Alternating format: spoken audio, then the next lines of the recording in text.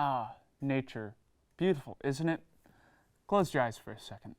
When you think of the word nature, what do you see? What do you hear? Wind rustling in the trees? Birds chirping and singing? Maybe even a little stream running through the forest floor. Beautiful, right? Well, it has a dark side to it. Natural disasters.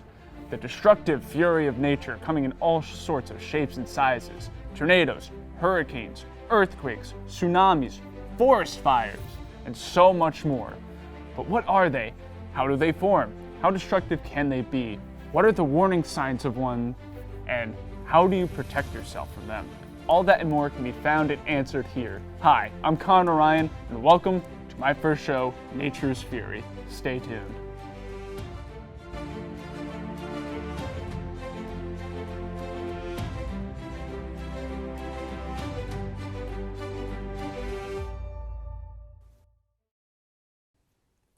Welcome everyone to our first episode of Nature's Fury, PSTV's one and only show where you can learn all about natural disasters. Today, we're talking about tornadoes. Now, to start off simply, what are tornadoes? Well, the NOAA, or the National Oceanic and Atmospheric Administration, defines it as a narrow, violently rotating column of air that extends from a thunderstorm to the ground. There are two main types of tornadoes. The first type is a supercell tornado. These types are the most common and are typically the most destructive of the two. Supercell tornadoes form from supercell thunderstorms. Now, what are supercell thunderstorms, I hear you asking? Well, supercell thunderstorms contain a mesocyclone, which are deep and persistent rotating updrafts that help a tornado have the conditions for it to form. The second type is the creatively named non-supercell tornado, wonderful, which form from quasi-linear convective systems. What are those? Simply, they are strong lines of thunderstorms, and 20% of all tornadoes are associated with these lines of storms. These tornadoes typically form in the early morning or late night hours, and tend to be weaker than their supercell brothers. There are two subtypes of non-supercell tornadoes. The first type is a landspout, which are tornadoes with narrow columns of condensation that form while the thunderstorm is still growing. Unlike the previous tornadoes mentioned, a rotating updraft is not occurring, and the rotation occurs at the ground. The second subtype of non-supercell tornado is a waterspout, which are similar to landspouts but occur over water. Waterspouts tend to be EF2 or less. Wait, EF2? What's that mean, I hear you asking? Well, random viewer, I'm glad you asked. Let's talk all about the scale used to measure the strength of these forces of nature, called the Enhanced Fujita scale. Over to our green screen. Here we are at the conveniently placed background. So, the Enhanced Fujita scale, or EF scale for short, measures tornado strength from EF0 all the way up to EF5. While technically it can be higher than EF5, we don't bother going above EF5 because EF5 is already considered massively destructive. And only 67 have been recorded as EF5, fun fact. Now, the scale measures wind gusts in increments of 3 seconds, and that's how we determine how strong a tornado is.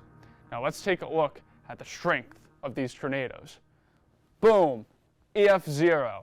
This has gusts of 65 to 85 miles per hour. This causes very minor damage. You know, some branches might be pulled off trees, shingles can be tossed off houses, but overall, minor damage. Boom, EF1. This tornado does considerable amounts of damage and has gusts between 86 and 110 miles per hour. It can cause significant roof damage. Mobile homes can also be knocked over. Now, an EF2 tornado does moderate damage and has gusts of 111 to 135 miles per hour. Now, this can cause well-constructed homes to be moved off their foundation. The roofs can be completely torn off. Mobile homes will be completely destroyed and cars can be tossed and well-rooted trees can snap. Now, EF3 tornadoes have gusts of 136 to 165 miles per hour. This does severe damage and can cause stories of well-constructed homes to be destroyed. Homes with weak foundations can be blown off their foundation, and trees will begin to lose their bark in a process known as debarking. Now, an EF4 tornado, this causes extreme amounts of damage and has gusts between 166 to 200 miles per hour.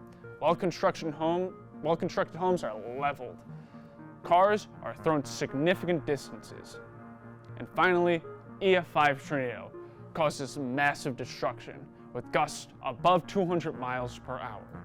Well-constructed homes are swept away. Steel-reinforced structures are critically damaged. High-rises sustain severe structural damage, and trees are usually completely debarked, stripped of branches, and snapped. Well, we will be right back with more facts about warning signs and how to protect yourself from these tornadoes. Stay tuned. Now that we've learned what tornadoes are and how dangerous they can be, what are the warning signs ones coming? Well, warning signs go as follow: dark green clouds, large hail, wall clouds, sudden silence during thunderstorms, a funnel cloud, and a loud roar like a freight train. All this is according to the National Weather Service, or NWS. And remember, if you get an alert on your phone, or if you have tornado sirens near your house and they go off, seek shelter. Now, how do you protect yourself and stay safe during one? Well, if you're indoors, find a place close to or underground, or a small interior room at the lowest level. Remember, you want to avoid windows and doors. This can include bathrooms, basements, closets, etc. If you're outside and cannot find shelter, find cover in a ditch and cover your head, or find a vehicle and do the following. Get in a vehicle and drive to the nearest shelter if possible. If you get caught in the midst of a tornado's path or flying debris, then do the following. Pull over and park your car. Stay in the car and keep your seatbelt on. Put your head down below the windows and cover it with your hands or a blanket if possible. Now, the big don'ts of being caught in a tornado is: don't waste your time opening or closing windows. Get to a safe place ASAP. Those few precious seconds can save your life. Don't take shelter under overpasses. Wind speeds can increase due to tunneling effect. This can put you or others at risk. Never drive in the direction of a tornado. Don't be in large interior areas such as auditoriums or warehouses. Remember to stay away from doors, windows, outside walls, and protect your head. Now, once the tornado is over, continue listening to local news or local weather, or NOAA weather radio, just to make sure the storm and tornado are out of the area and you are safe to go outside. Stay out of damaged buildings. Be careful for downed power lines, broken gas lines, and report them to the local utility companies as soon as possible. And make sure to take pictures of damaged property for insurance purposes. I know y'all like money. Also, if you go outside, make sure you have footwear on. That way, you're protected from sharp debris that might be on the ground. Some viewer discretion is advised. We are about to go into our history segment where we cover a historical natural disaster and the effects it had on the community it hit. Trigger warning as we dive into the Joplin, Missouri tornado, one of the costliest and destructive tornadoes in the era of the Hans-Fujita scale.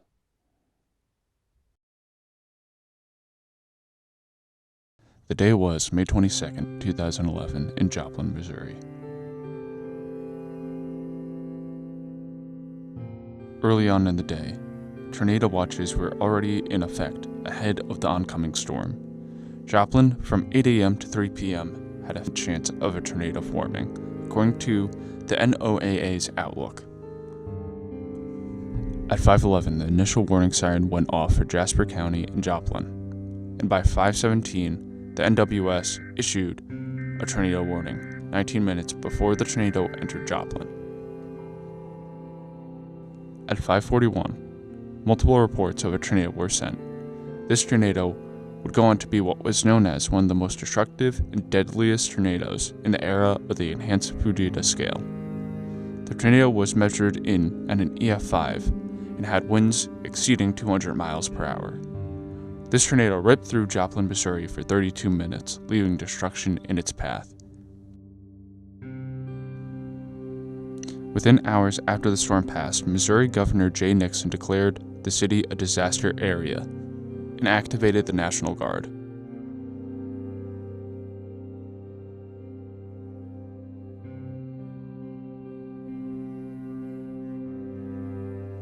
On top of the National Guard, President Obama mobilized FEMA, or the Federal Emergency Management Agency, and 1 week after the tornado, he came to see the damage for himself.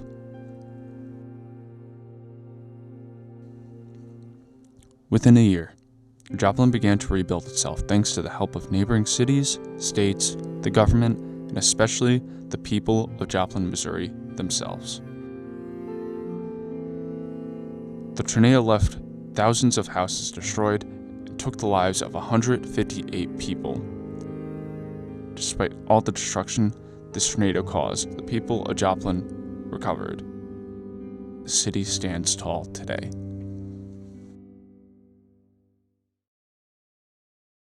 Thank you all for watching the first episode of my first show.